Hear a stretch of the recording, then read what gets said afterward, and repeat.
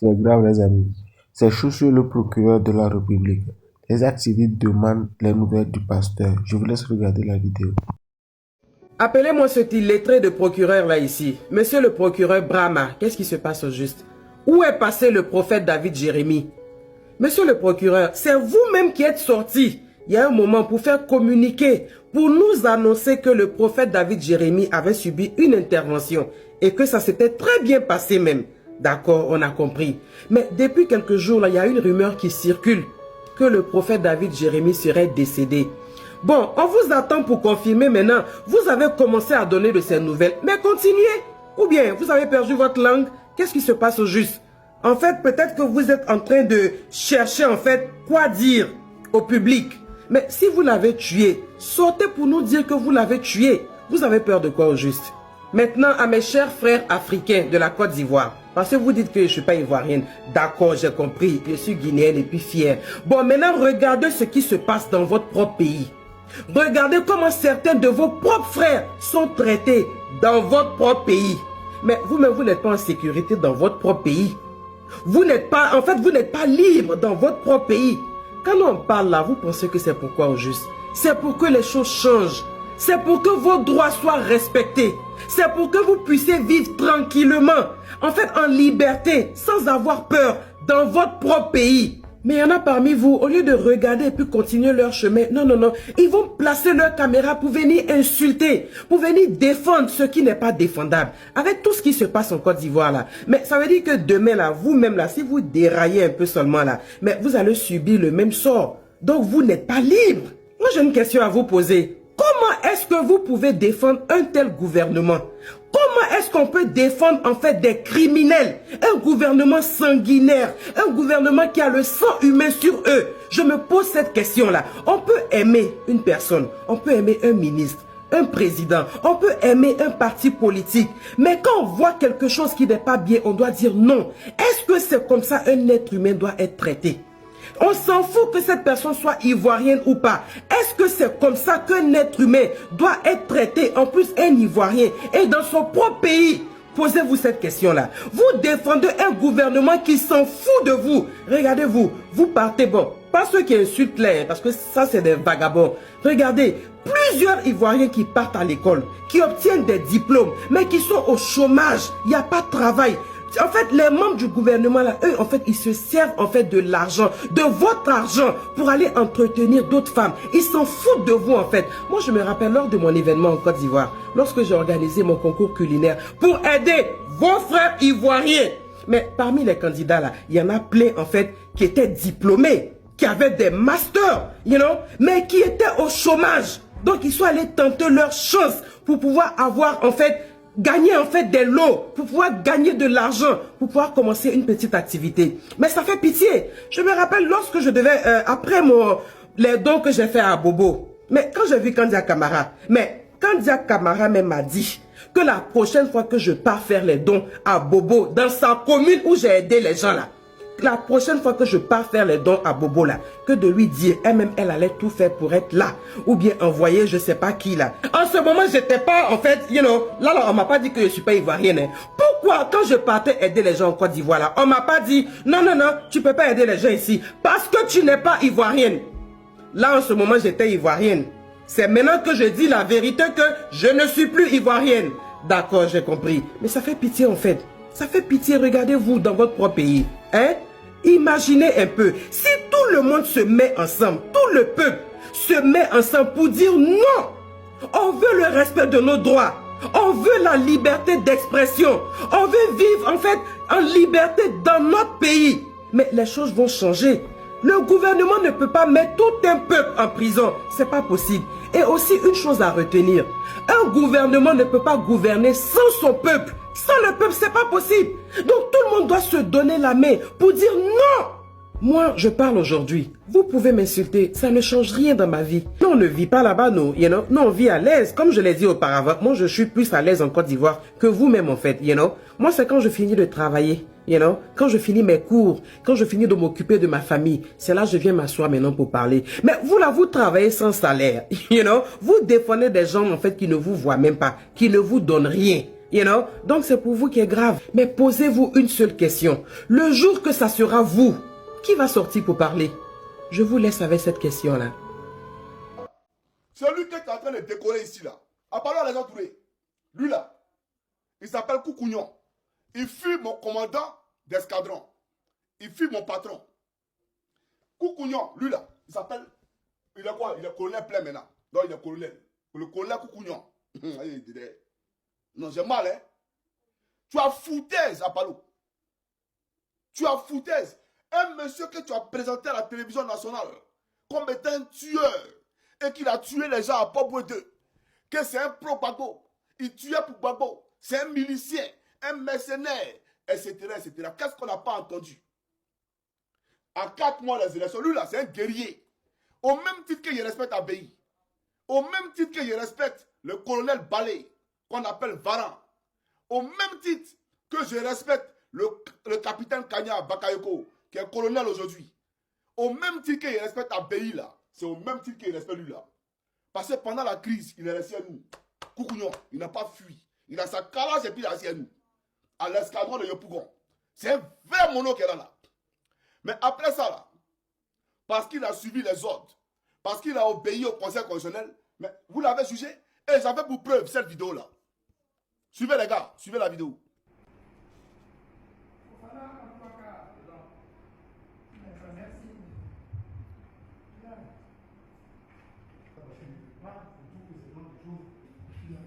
Allô?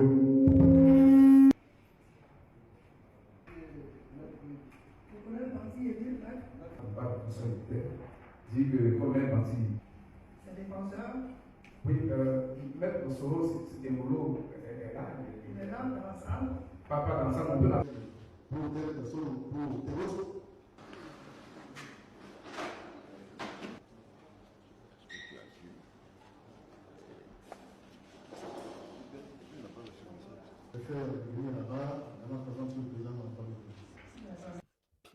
Donc, le voici ici. Mon meilleur zoomé. Il est entre Abbaye et le commandant Seka. Voilà Abbaye qui est ici. Et voilà Seka qui est là. Voilà Seka qui est là. Et voilà Abbaye. Voilà Abbaye qui est ici en blanc. Et lui qui est au milieu ici là, c'est Koukounion. C'est lui qui est là. C'est lui qui est en train de décorer ici là. Faut y aller. C'est lui qui est là. Koukounion. C'est lui qui est là. Toi tu le décores. Toi à Palo. Toi non mais là c'est fou déjà. Hein? Quelqu'un qui a humilié. Regardez le peuple de Côte d'Ivoire. Vous savez quoi? Ils ont pris le monsieur, ils l'ont envoyé au service social de la gendarmerie. Après la crise post-électorale, ils l'ont mis au service social. Pour le punir. Parce que le service social, c'est pour les grands malades. Ceux qui soit ont eu un grand accident ou ont une grande pathologie qui ne peut plus travailler. Qui sont physiquement inaptes à servir la gendarmerie. Donc on les met là-bas. Parce qu'on ne peut pas les renvoyer, c'est les militaires. D'accord? Ils sont là-bas, ils ne vont plus au travail. Ils ont mis Koukounion au service social. Après, il a mis au garage. Il a mis au garage à Agban. C'est lui qui vient décorer. Bon, tu le décores à quel titre? Je veux savoir. Il a réalisé quel exploit dans le gouvernement de Draman? Koukounion a fait quelle mission? Ou bien il a quitté sur la lune pour arriver. Et puis on n'est pas au courant. Eh, ouais. Au fait, tu lui as fait tellement de mal. Aujourd'hui, tu viens acheter sa conscience. Tu as fait tellement de tort à tes collègues gendarmes. Aujourd'hui, tu vas acheter sa conscience. Ça s'appelle de la corruption. Cela s'appelle de la corruption. Tu es un corrompu. Comme ton mentor à la Centre Ouattara, le corrompu. Tu penses que Koukounion est un enfant? Tu penses que ceux-là, ceux qui sont en train de décorer, c'est les enfants? Tu penses qu'ils sont bêtes? Vous suivez la vidéo, les gars. Suivons. Au nom du président de la République et en vertu des pouvoirs qui nous sont conférés, nous vous faisons officier de l'ordre national. À terme, tous sont décorés dans l'ordre national, prennent le relais, leurs frères d'armes, élevés dans l'ordre du mérite ivoirien. D'autres en service dans des corps militaires et paramilitaires, au nombre de 36, reçoivent, eux, les médailles de la défense, des forces armées, du sauvetage de la gendarmerie nationale. Aux côtés de ces récipiendaires, 15 partenaires civils, mais aussi et surtout 337 On va poursuivre, voilà. Ton discours là, c'est ce qui m'intéresse. Allons-y. à travers des distinctions qui s'éloignent de toute complaisance. Il n'y a pas eu de cadeau. Ah! Aucune médaille n'a été remise à qui que ce soit. sans tenir compte de sa vraie collaboration avec notre institution. Donc tout est mérité. Je vous félicite. Ah, tout est mérité. Quelqu'un qui t'a jugé, tout est mérité. C'est pas fini, hein. Apollo, il y a un là. Je vais te le montrer ici. Parce qu'il a oublié ça même, la partie là. Voilà. Non, ok, poursuivons. Poursuivons, allons-y. Au nom du ministre d'État, ministre de la Défense, je vous encourage à être et demeurer gendarme. Il suffit simplement de se rappeler qu'on est gendarme. Oui. Et on connaît ses limites. Et on sait comment marcher. On sait comment, avec ses frères d'armes de la gendarmerie et des autres structures de sécurité et de défense, comment contribuer à la bonne marche de la sécurité et de la défense dans notre pays. Comment prendre une part active pour que notre État, notre pays, soit debout et demeure debout. Aux récipiendaires de cette édition des décorations et leurs frères d'armes non lauréats, l'officier général à la tête de la maréchaussée ivoirienne rappelle à tous un devoir, celui de demeurer en tout temps et en tout lieu des modèles. Je vous demande de faire attention au comportement du point de vue loyauté, du point de vue droiture, du point de vue discipline. La gendarmerie nationale est une force d'élite qui doit sa réputation aux anciens. Sa réputation ne sera jamais déglinguée parce qu'un seul gendarme aura triché, parce qu'un seul gendarme aura dévié. Nous devons travailler pour être et demeurer des hommes d'élite, être méritants pour servir dans ce corps, pour que nos jeunes qui sont arrêtés là et leurs cadets qui viendront derrière puissent toujours dire oui, nous sommes fiers d'être gendarmes. Bien avant, les agents décorés s'engageaient dans ce sens, à savoir être de loyaux et dignes serviteurs de la patrie et de la loi. La passion. Ok. Je vais montrer une photo d'Apollo. Voilà, avec... ils sont où ces officiers là? Un instant les gars. Mais en attendant que je montre ça, te voici ici, hein. Ton charabia que tu as raconté là, on aimerait bien t'écouter ici. Il faut suivre. Donc il a fait le plan d'émission qu'on va faire. Voilà, il y a le colonel aussi, un gendarme. Commandant l'école de police. Il nous a vraiment été d'un grand support. Il nous a arrangé, il nous a donné du matériel là-bas pour combattre. Donc, vous voyez que tous les gendarmes ne sont pas nos ennemis. Voilà. Voilà. Donc, Ouattao, en qualité de rebelle, pendant la crise post-électorale, présentait les rebelles qui, bien entendu, l'ont aidé à prendre la ville d'Abidjan. Et donc, il t'a cité, toi qui parles du modèle ici, là, tu parles d'être des modèles, des exemples, là. Mais les gars, il est. Général de corps d'armée. Voilà, je vais présenter un officier. Au nom du président de la République et en vertu des pouvoirs. Voilà, lui là. Lui là. Lui qui est derrière ici là.